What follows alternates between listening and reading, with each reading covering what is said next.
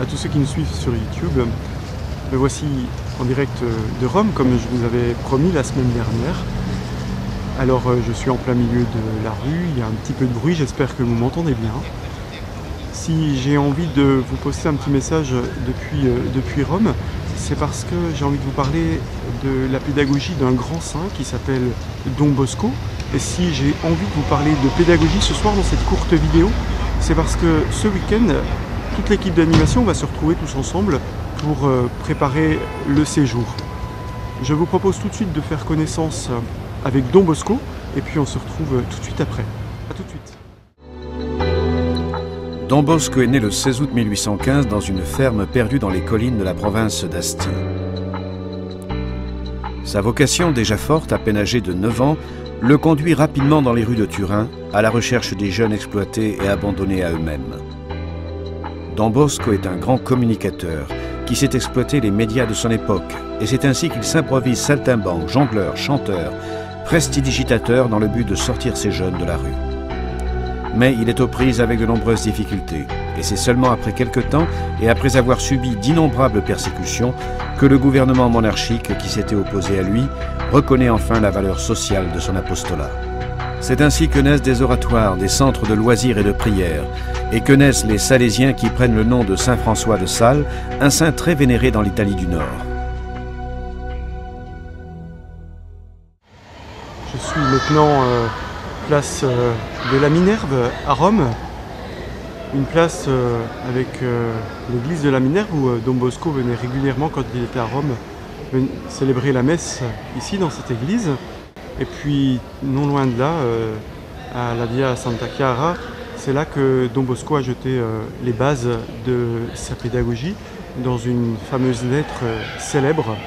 Don Bosco disait « Pas d'éducation sans confiance et pas de confiance sans affection ».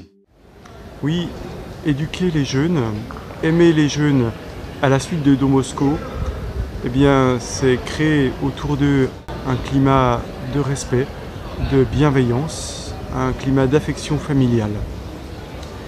Et donc, aimer les jeunes à la suite de Don Bosco, c'est à la fois les accueillir tels qu'ils sont, et puis c'est permettre que leur personnalité grandisse et se déploie dans un incessant déploiement d'eux-mêmes.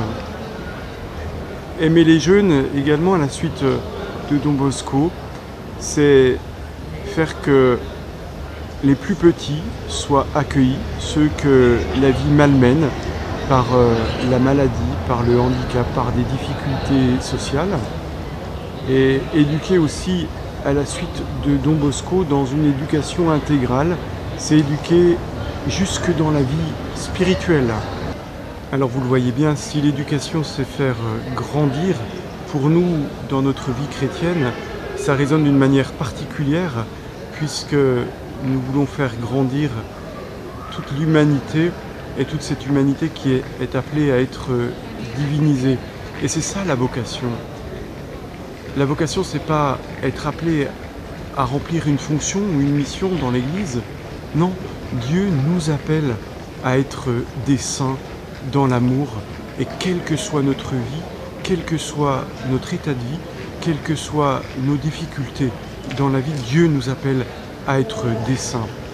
Ainsi donc au camp SDV, eh bien on va petit à petit essayer de chercher Dieu, non pas dans un ciel bien lointain, mais dans la vie concrète de tous les jours.